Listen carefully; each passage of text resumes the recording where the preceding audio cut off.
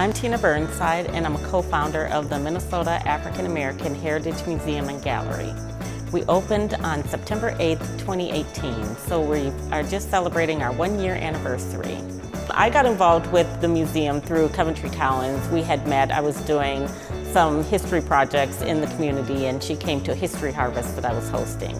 And so then Coventry and I got together and we went along this journey, and it took us for about a year to open the museum. And so we met with community members and trying to gauge what people want to see in the museum, whether there was a need for a museum. So then we got some volunteers together, and then me and Coventry and our board opened up the doors, and 200 people showed up on opening day. We were very surprised and pleased about the support from the community, and it really showed that there is a need for African American history and a museum to showcase the triumphs and the successes and the struggles and the challenges and the hopes and the dreams of African Americans, and to tell that history. Yeah, well, I think our real struggle was the fact that financially we didn't have any money to pull this together, especially at the point we were offered the space.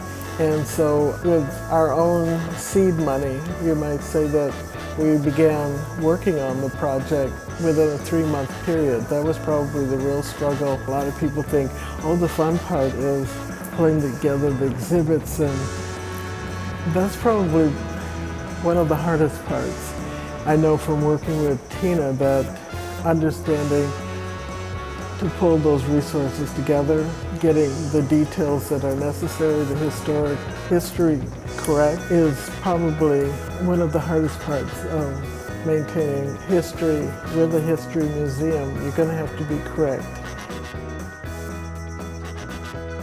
On Saturdays, we also have a children's reading circle, and that's every Saturday. And community members and local authors come and they read to the kids because we want to promote literacy. And we also see the museum as not just a place of the past to tell about history, but we also see it as a community center. And so we want to engage the community and want them to feel that this is also their space. A lot of people will look at some of the pictures, and especially students, and say, I didn't know they dressed that way in those days, or, oh, this is really great, I should learn more about this. I'll ask my teachers if we can have more of this in the school.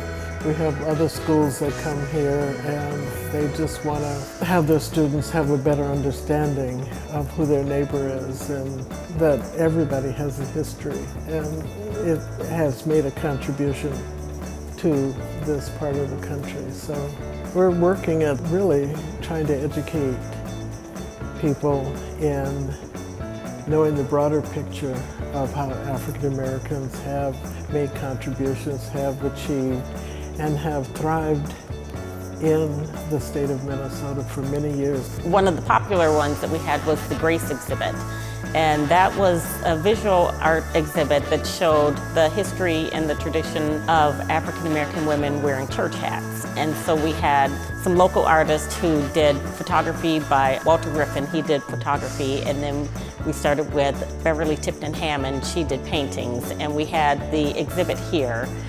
And then we also had a local hat vendor, and so we had displays of hats also. And so that was a really popular reception. And then that exhibit was very popular, where we partnered with the Hennepin Theater Trust. We've also done poetry night during Black History Month. We had an open mic night, and so community members came out, and it gave them a space where they could do poetry, spoken word, and that was very popular. The summer has brought a lot of people who are vacationing from other parts of the country into the museum.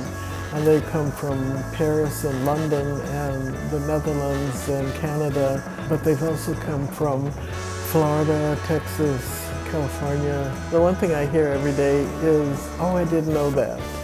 Oh, I should have known that. Or, why didn't I know that? And a lot of questions about, is this real, or did you make a mistake here? No, this is real, you just haven't heard about it. So again, it goes back to expressing our history, not replacing anything else, but saying we were also there, and we were not invisible, and this is our narrative This is our story, and this is our history. Minnesota history is African American history as well. Well, my hope for the next 5 years is that we continue to get the word out. We continue to get support from the community. We continue to grow. We continue to raise money. Right now, we have a dedicated group of volunteers who have been with us from the beginning when we opened the doors. And they volunteer their time and their energy and their talents to the museum. But to really be sustainable, we need to have paid staff. And so that's one of my hopes for the future, is that we continue to grow and we continue to work towards being sustainable.